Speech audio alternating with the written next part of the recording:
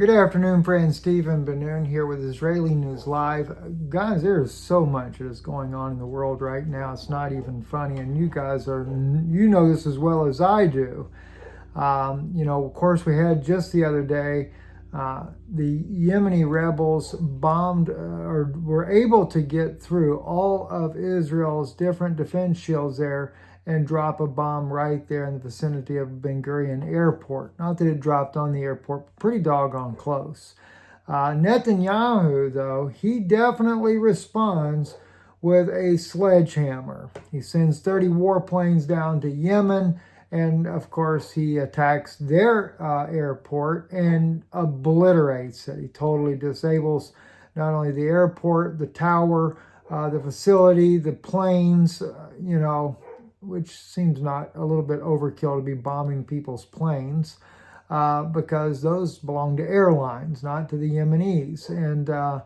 But anyway, they dropped 48 bombs. They hit all types of facilities, infrastructure, things like that.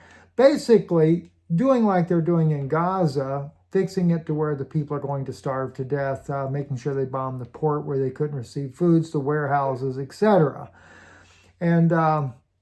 And quite frankly, this is why Yemen has lobbed rockets toward Israel, because Israel refuses to stop bombing Gaza. They refuse to lift the blockade. They're starving the people out now, 2 weeks now.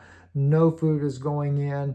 And then I see stupid comments people put up and everything like, oh, Hamas is getting all the food that comes in. Well, believe me, Israel does make sure that Hamas gets some of the food regardless, because they're keeping their hostages fed well, because you never see a hostage come out looking like they've been starving to death.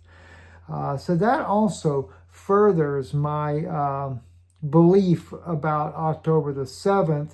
It just goes to show it's an inside job. But the people on the street, the regular everyday Gazans, they're the ones suffering. They're the ones being blown up, killed, murdered, genocided. You name it, everything you can think about. Then we have the issue with India and Pakistan. Of course, India lobbed rockets into Pakistan because Pakistan had been sending in terror groups into their country, according to Indian officials and their responses to why they bombed them. And they had been sending people in that had killed 26 people in one raid, and this had been going on for quite some time, so India had had enough. And they, of course, bombed the rebel places inside of Pakistan, according to their press release on this. Now, Pakistan is retaliating already, and it is only escalating. Then you have the situation, too, where Trump has now reached an agreement with the Yemeni Houthi rebels to stop fighting, stop bombing. In exchange, they'll stop bombing the ships that are coming through the region there.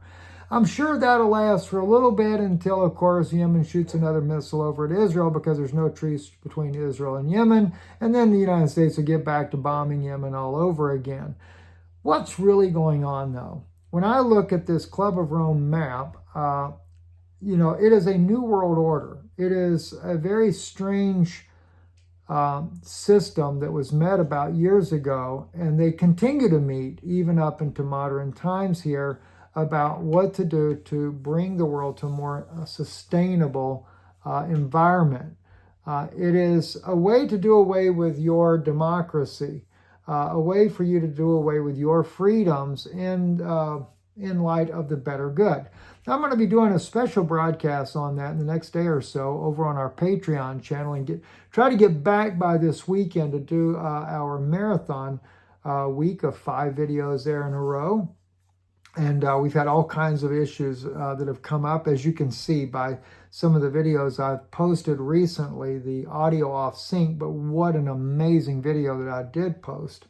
If you just don't look at the words, don't listen to look at the video image and just listen to the words in that video, you will really get some amazing insights there. But anyway, going back to Patreon, we're going to start this weekend again, and I'm going to start with the Club of Rome.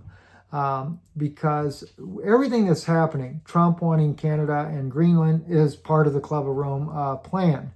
India, Pakistan, part of the Club of Rome plan. India, Pakistan, and Afghanistan become one region.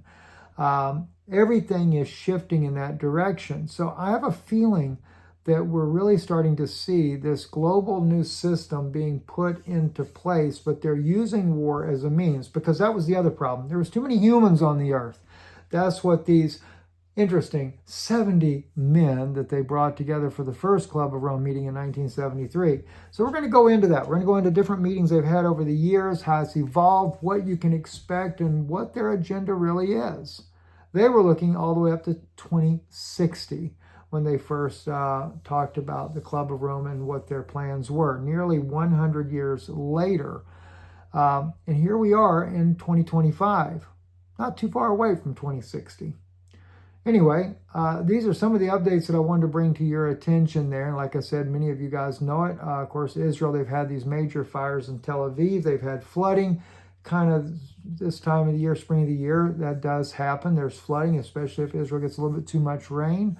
And then I've seen some videos of earthquakes in Israel, but I don't know if that's old footage or not. Maybe you guys could help me out with that, because that was really concerning, some of the earthquake footage that I was seeing. But I think that's an older video. Anyway, Stephen Ben-Nun here with Israeli News Live. Thank you for listening. And be sure to subscribe to our Patreon channel. Is /Israeli News Live. God bless you.